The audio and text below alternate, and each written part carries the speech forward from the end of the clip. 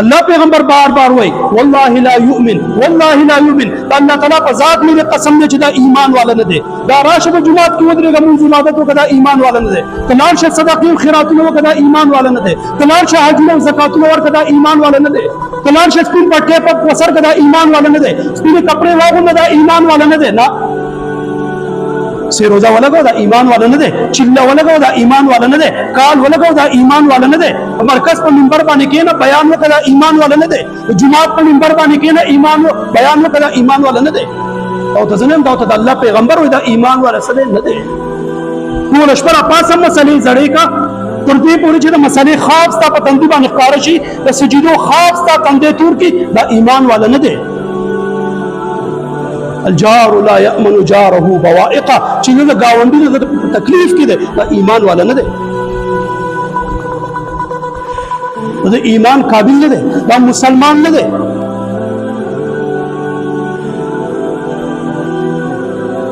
عجیب معیار ده په معاشره کې عجیب معیار جب دو نمبری کول د ما ټول هر څه معاملات په صحیح ګډوډي بس ماسپین کپڑے اغوستي ماسپین پټکې په سر کړي باګیره پرې خلا نیک صالح ده متقی ده بس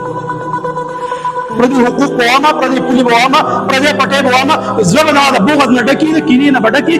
نقبه ګورم چې مسلمان ورته نقصان ورسو نقبه ګورم چې ته تکلیف ورسو نقبه ګورم چې څه طریقه باندې ته تکلیف ورسیږي بس نو په غم باندې وځه خوشاله ګما نو په خوشاله باندې وځه خپکیګما زه ایمان والم زه جنت ته ځم دماغه پر د جنت دروازې بند دي الله تعالی په ذات مې قسم دې جنت دروازې مال پر بند دي تر څو پورې چې داس نه سپانه شو تر څو پورې چې داس نه سپانه شو الله پیغمبر نو ان فی الجسد لمضغه اذا صلحت صلح الجسد كله واذا فسدت فسد الجسد كله الله پیغمبر دې الله تعالی په ذات مې قسم په دې جسم کې یو ټوکړه ده د غوښه یو کته شانتي ټوکړه ده تر څو پورې چې دا ټوکړه سپانه شو تر څو پورې چې دا ټوکړه خالص نه شو تر څو پورې چې دې ټوکړه د خپل مسلمان وو د خپل گاونډي د خپل رشتہ دار محبت راغیر داغه نفرت دی ونوتو داغه تکلیف او مصیبت دی ونوتو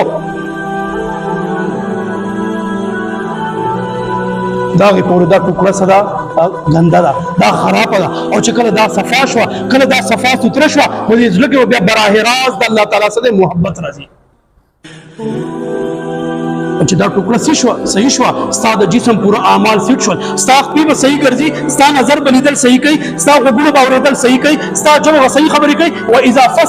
فسد الجسد كله او چې دا ټوکړه خراب شو په دې ټوکړه کې ګند راغی په دې ټوکړه کې بغض او کینه رااله فسد الجسد كله ستاسو لاس پنیول غلط کوي ستاسو سترګې بلیدل غلط کوي ستاسو غوږونه باورېدل غلط کوي